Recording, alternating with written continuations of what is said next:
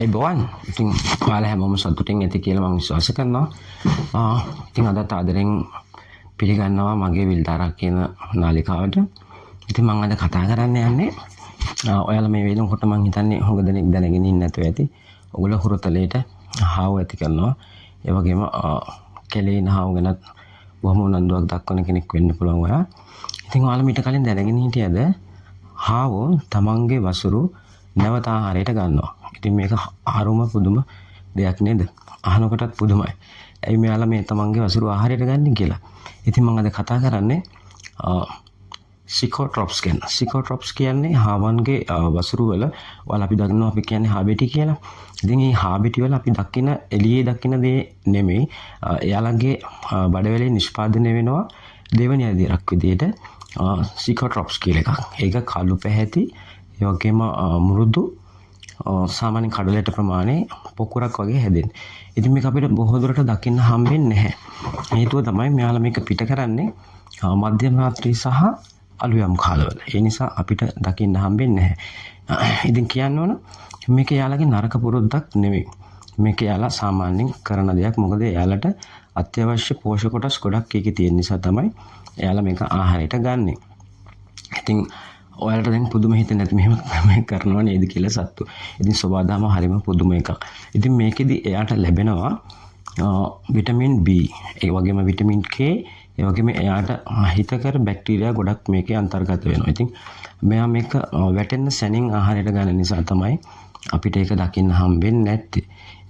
ඉතින් මේක එයා අපිට දකින්න පුළුවන් තත්ත්වයේ තියෙන මොහොතක් වුණොත් හිතන්න ඔයා හොරතලෙට හදන මේ හාවට යම් කිසි රෝග තත්ත්වයක් තියෙනවා. ඒකයි මෙයා මේක ආහාරයට නොගන්නේ.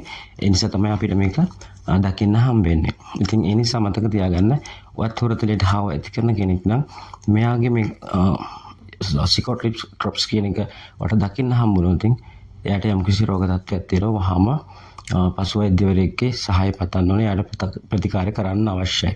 ඉතින් මම එළියට ගිහිල්ලා ඔයාලට පෙන්වන්නම් වසුරු කිහිපයක් අපිට දකින්න පුළුවන් කම තිබුණොත් මම ඔයාලට එකක් පෙන්නන්නම්. නැත්නම් මේක අන්තර්ජාලයේ හොයලා බලන්න පුළුවන්.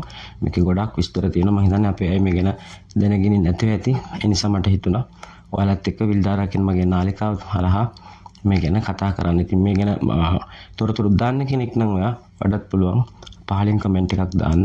ඉතින් මමත් එක්ක මේ වගේ අලුත් මං හොයාගන්න දේවල් ඔයාලත් එක්ක ෂෙයා කරගන්න බොහොම කැමැත්තෙන් ආදරෙන්. ඉතින් හැමදාම එකතු වෙලා ඉන්න මාත් එක්ක විල්දාරා එක්ක.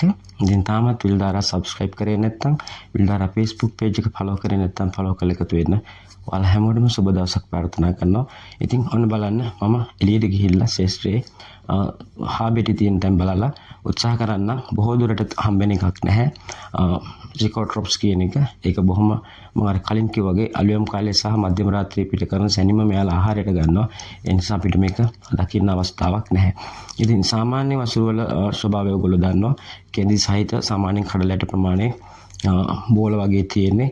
ඒවා ෆයිබර් වලින් බොහොම අනුන විදිහට හැදිලා තියෙන නිසා ඒක සාමාන්‍ය තත්ත්වයක්. ඉතින් සාමාන්‍ය වසුරු අපිට දකින්න පුළුවන් මේ සිකෝට්‍රොප්ස් කියන එක දකින්න හම්බෙන්නේ බොහොම කලාතුරකින්. ඉතින් මම අර කිව්වා වගේ ඔයා හොරතලෙට හාව ඇති කරන කෙනෙක් නම් සිකෝට්‍රොප්ස් දැක්කොත් ඔයා බලන්න එයා ඒක ආහාරයට ගන්න නැත්තේ එයාට යම් කිසි රෝග තත්ත්වයක් තියෙන නිසා. එහෙනම් හොරතලෙට හාව හදන අයට හාවන්ට ආදරය කරන අයට මේක බොහොම වටින වීඩියෝ එකක් වෙන්න ඇති කියලා මම විශ්වාස කරනවා. ඉතින් හැමෝටම සුබ දවසක් ප්‍රාර්ථනා කරනවා.